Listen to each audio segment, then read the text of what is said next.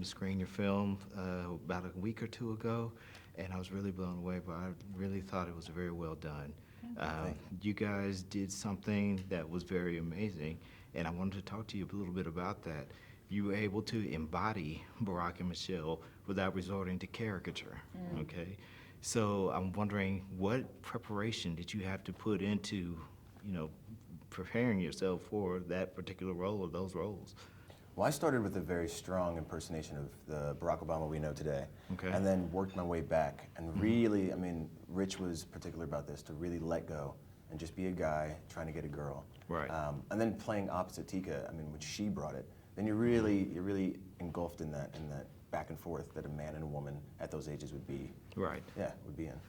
My partner and I, we had a debate about this, in terms of, and my broadcast partner. And so we were talking about, okay, which do you feel like had the more difficult job in trying to portray these particular characters? I felt like, no offense to you, I felt like you did a great job, but I felt like with you, it was a little bit more difficult because there are so many different types of impersonations and so on and so forth. Turn on Saturday Night Live, you see somebody doing a Barack Obama impersonation. With you, it's more about her character. It's more about, her essence, more so than trying to impersonate her. How did you approach that? Yeah, it's true. It's kind of, I started from scratch, which is, I read a lot and read different accounts of people who knew her. And I think from the get-go, our mentality was never to imitate them, you know? It had to be about this chemistry and that relationship. So I knew that she's a girl from the south side of Chicago. I understood her family dynamic. I understood the self-esteem that they instilled in her. I understood how smart and graceful she was, and how in 1989 at Sidley Austin, she was surrounded by men, and she had to prove herself over and over again. So there was this strong confidence she had, and that's where I started. And working with Parker, it just, that relationship kind of formed, the chemistry was created, and then you saw what you saw, but yeah. Okay. And how about you? You say you started off with the impersonation, but then you just kind of moved off of that a little bit till you got to where you felt like was a comfortable place, I'm assuming. How did you know when you hit the sweet spot? When Tika and Rich told me that I hit the sweet spot. But I started off with a strong impersonation and then took the years off. So it's prior to having kids, it's prior to running campaigns and staying up late at night and traveling the country, which is what we know now. So this guy was a student and he lived on his own. Had a lot more free time. So I just loosened him up a little bit, Okay. And then, it's a private date.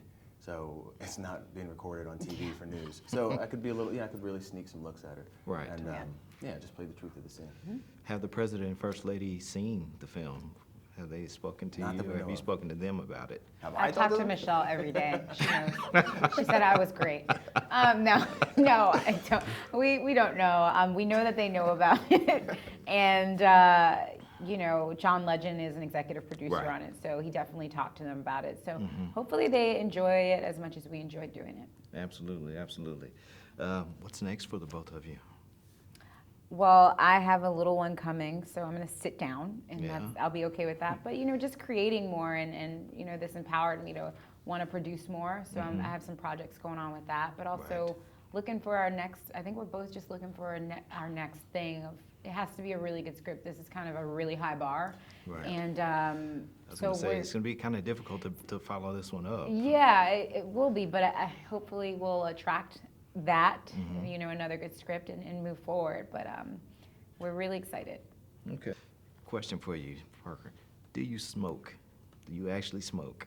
Yes, I do actually smoke. I had quit before we started filming, and then...